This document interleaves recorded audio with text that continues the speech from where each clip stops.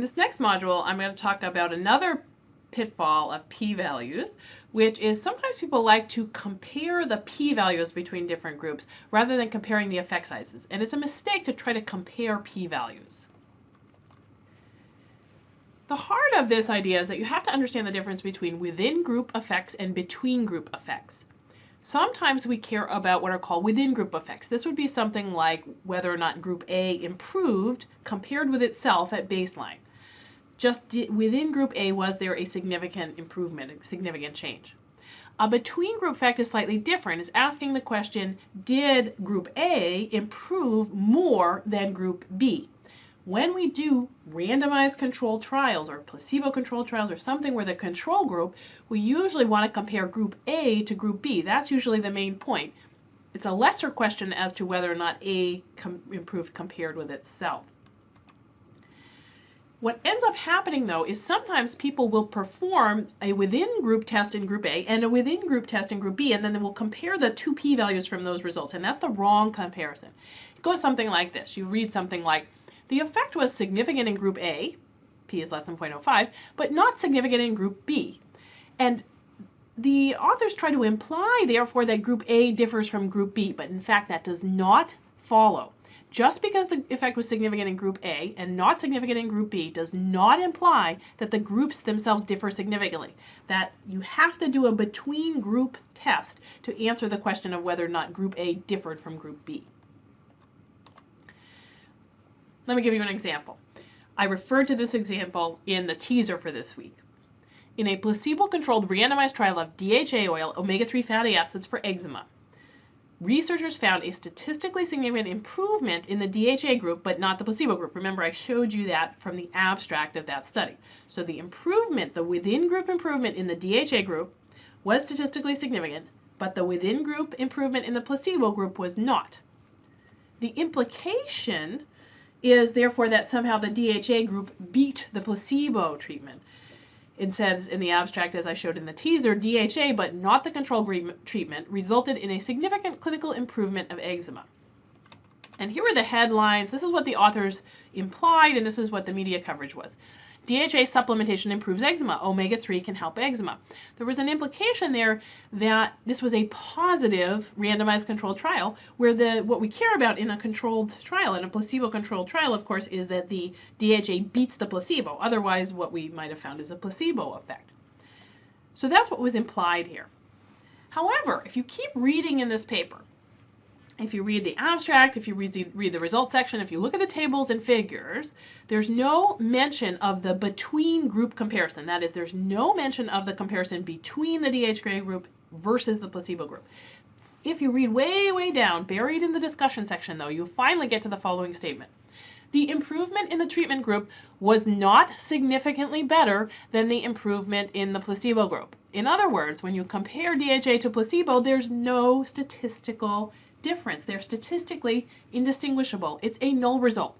Now, it might be that DHA, if we had a bigger study, maybe DHA would have beat the placebo, but in this study, there was not a statistically significant difference between the two groups. In other words, it's a null study, yet the whole study was interpreted as if this was a positive study, as if DHA beat placebo. In fact, it did not. And you can look at the figures from this study.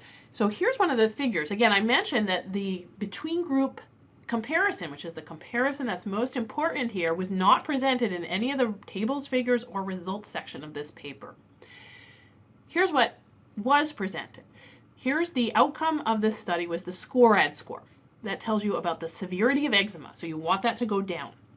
Notice that in the DHA group, these are box plots showing you DHA group at week 0 compared with the DHA group at week 8, and same thing for the control group.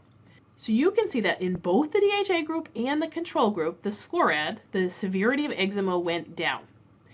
The within group comparison for DHA, comparing the DHA group at week 8 to the DHA group at week 0, that one was statistically significant. P is 0.009. The change, the improvement in the control group turned out from week 0 to week 8 turned out to be not statistically significant as indicated here on this graphic. But notice that both groups actually did improve. Why Did the DHA group come out to be statistically significant, whereas the control group did not? Well, remember, p-values depend on three things: effect size, variability, and sample size. The reason that the control group didn't come out significant could have been to do with the effect size, but it also could be that, notice that the variability is higher in the control group. If you look at baseline, week 0, there's higher variability in the control group. That's going to decrease your chances of finding a significant effect. If there were, their sample sizes are about equal here, but if there were differences in the sample sizes, that could also influence it. What we care about here is whether or not the improvement in the DHA group was significantly greater than the improvement in the control group. And as we saw buried in the discussion, we learned that there's no significant difference there. There was an 18% improvement in the DHA group. There was an 11% improvement in the control group. So certainly the DHA group did improve more. But the difference between the 18% and the 11% is not statistically significant, meaning that that could just be a chance difference.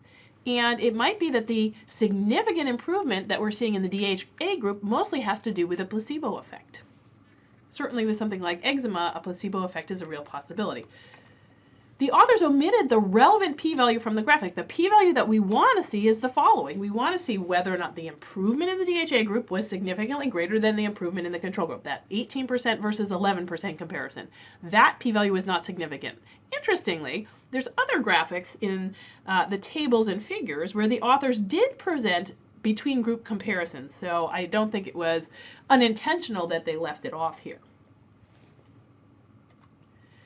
And just to show you, it surprises people think, well, oh, if it's significant in one group and not significant in the other, doesn't that mean that, the group that it's significant in is better than the other group? I mean, it seems logical that that might follow. If the DHA group had a significant improvement and the placebo group didn't, doesn't that mean that the DHA group is better than the placebo? Well, it doesn't, because again, p-value depends on three things. So it's effect size, variability, and sample size. Any one of those could determine that one group happens to come out significant and the other one doesn't. And to illustrate that, I've made up some hypothetical data here. I'm looking again at change in, say, score ad score. So we want, this is something bad, we want it to go down. So going down is good here. And I've made two groups, a treatment group and a placebo group, and I made up some hypothetical data. Notice that in this made up data, the effect size is bigger in the placebo group. In other words, the placebo group improved more than the treatment group. So you can see that on the graphic. The median and the mean are lower in the placebo group than in the treatment group.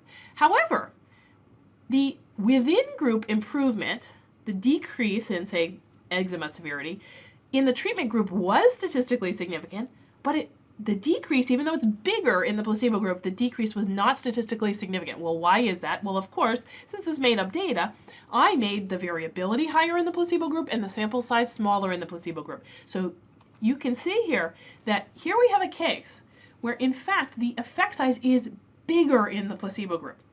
It's bigger. So clearly, the treatment group does not beat the placebo group here. The placebo group has a bigger effect size. Yet, the within group statistical significance is only significant, only the treatment group had a significant improvement. The placebo group's improvement didn't turn out to be statistically significant, even though it was bigger. So what we care about, what you have to look at here, is the between group difference, and that in this case was not statistically significant. Clearly, we would not want to say that the treatment beat the placebo here. It's just so interesting to look at how things get propagated in the literature.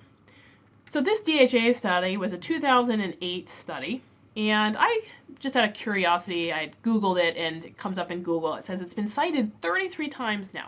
And I went to some of the papers which had cited this study to see what they were citing it as proof of. And of course, this study was being cited as evidence of a positive effect of DHA on eczema. And here's even in particular a 2009 review article. Here's what the author of this review article wrote. Koch et al. 2008, that's the DHA, the original study, undertook a randomized double-blind controlled pilot study. Patients clinically diagnosed with eczema were asked to consume either 5.4 grams of DHA oil daily or a placebo for 8 weeks. Although only a preliminary study, the results indicated that eczema symptoms improved significantly in the DHA group compared with the control group. So notice that the author of this review article just assumed that the between group difference was statistically significant. Remember, the authors of the original paper clearly stated, buried in the discussion though, that the DHA group did not significantly beat the control group. But since it was buried in the discussion, people inferred that comparison had come out to be statistically significant. So by burying that in the discussion, not putting that in the abstract, not highlighting that, people kind of just inferred that that was the case. But in fact, as we saw, DHA did not beat the control group here. So things get propagated when you write things in a misleading way. The wrong message, the incorrect message, easily gets propagated through the literature. I just want to point out that one way you can kind of ferret out, did they do the within group test, did they do the between group test, is that there are specific statistical tests that are made for within group tests, within group effects, and there's specific statistical tests for between group comparisons. We're going to be talking about all these types of specific statistical tests starting next week, so I'll just point out here the names. You can kind of keep this in mind when we go over these specific tests. So if you're doing a within group effect, you would use a paired t-test, whereas if it's a between group effect, it would be a two-sample t-test. You don't have to worry about the names yet. We're going to get to this next week, but I'm just presenting them here in a chart so that you can see that there's certain tests that indicate a within group effect and certain tests that indicate a between group effect. It's one way to kind of ferret out what test was run if the authors aren't entirely clear about it.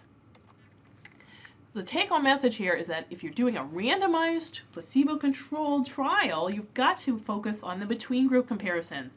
You might also additionally present those within-group changes, but those results are secondary. What matters is whether or not the treatment group beat the placebo group.